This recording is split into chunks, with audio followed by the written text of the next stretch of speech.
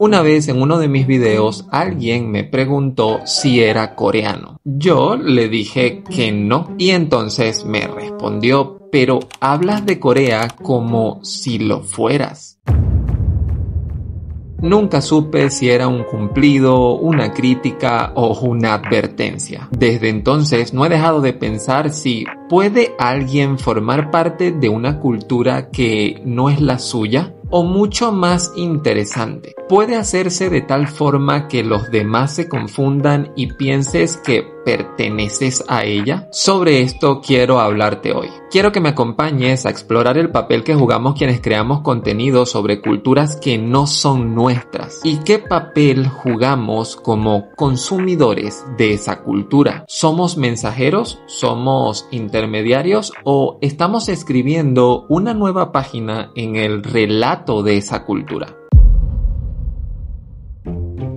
Si me sigues desde hace un tiempo, seguro notaste que la forma en la que abordo el tema de la cultura coreana fue cambiando en la medida en que descubría ciertos temas. De tocar superficialmente tópicos como la geografía o la gastronomía, pasamos a profundizar aspectos más complejos de la identidad coreana. Todo para terminar viajando al pasado y reseñar eventos históricos que nos terminaron situando en el momento en el que estamos hoy. En teoría, la línea que separa al emisor del receptor cultural está muy bien definida. Las culturas pertenecen a quienes las han vivido, heredado, sufrido o gozado. Y aún así, las redes sociales cuestionan esta rigidez porque lo que comienza como una mirada externa puede transformarse en una práctica interna. El espectador que empezó viendo series coreanas poco a poco imita frases, intenta algunas recetas, se interesa por el idioma y sin saberlo termina explicando a otros cómo es Corea. Pero todo desde su perspectiva, desde lo poco o mucho que aprendió en ese tiempo. Es un fenómeno en el que la cultura ya no se transmite linealmente, sino que se co-crea.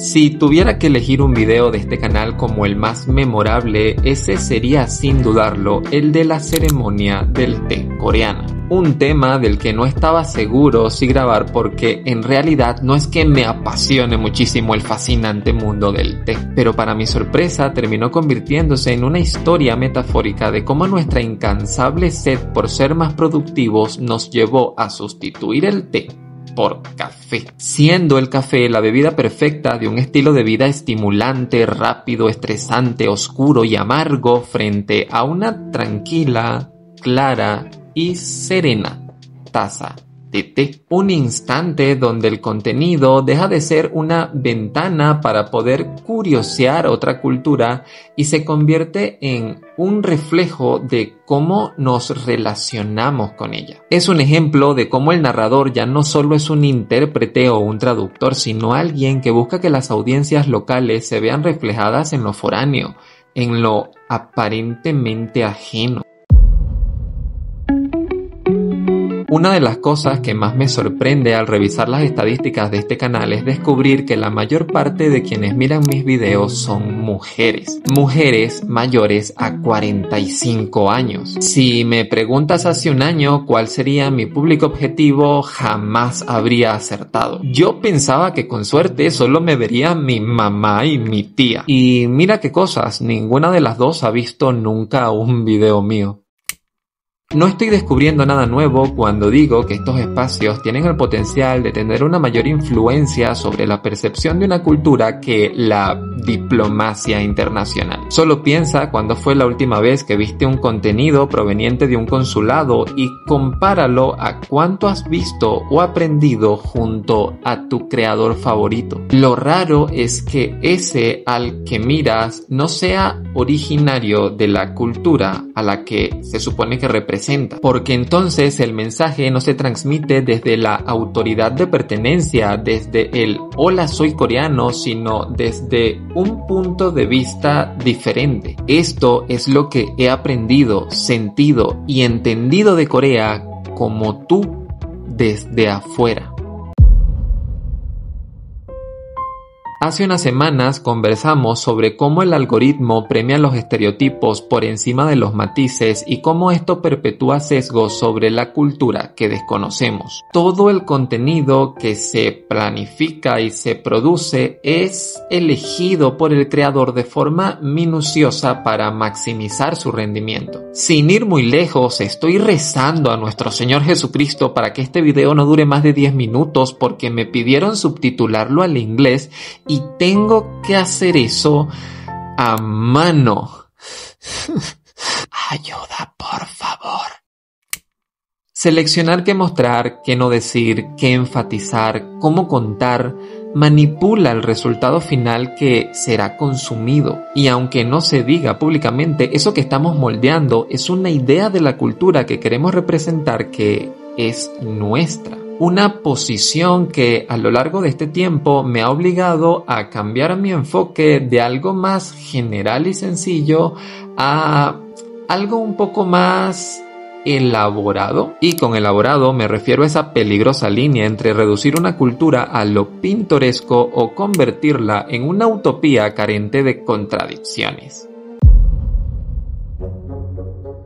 Investigando para el video sobre BTS descubrí que ARMY tiene una cuota inmensa de responsabilidad en el éxito de esta banda. Lo que podía ser un público pasivo se convirtió en una legión de fans que comentan, debaten, imitan, comparten y construyen comunidades en torno a lo que les interesa. Esta parte tan importante de la cultura coreana no sería nada sin la participación de una audiencia como protagonista cultural. Y paradójicamente es el proceso inverso a lo que se acostumbraba en Corea. Y es que mirando un poco de su historia es evidente su capacidad para absorber elementos ajenos a su cultura y transformarlos en algo propio. Algo a lo que ellos llaman la matriz coreana y posiblemente el aspecto de su cultura que más destacaría. Un proceso que ahora no solamente ocurre a lo interno en el país, sino también a lo externo, con gente al otro lado del mundo intentando imitar, adaptar y aprender sobre una cultura diferente.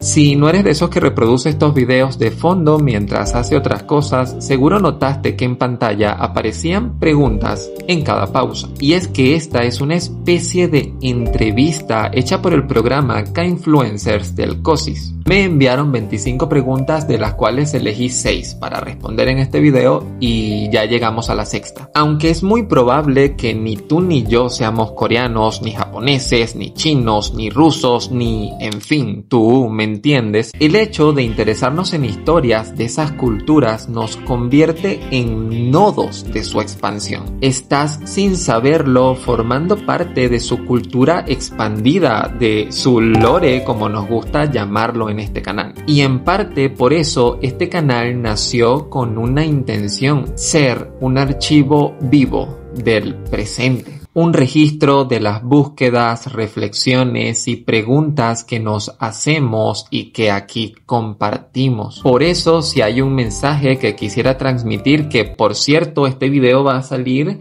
justo para el aniversario del canal, estamos cumpliendo ya 1 año en este espacio, así que feliz cumpleaños a todos. Mi mensaje sería que mirar desde la distancia no tiene por qué necesariamente ser siempre una debilidad, porque hay casos donde justamente esa es nuestra mayor fortaleza.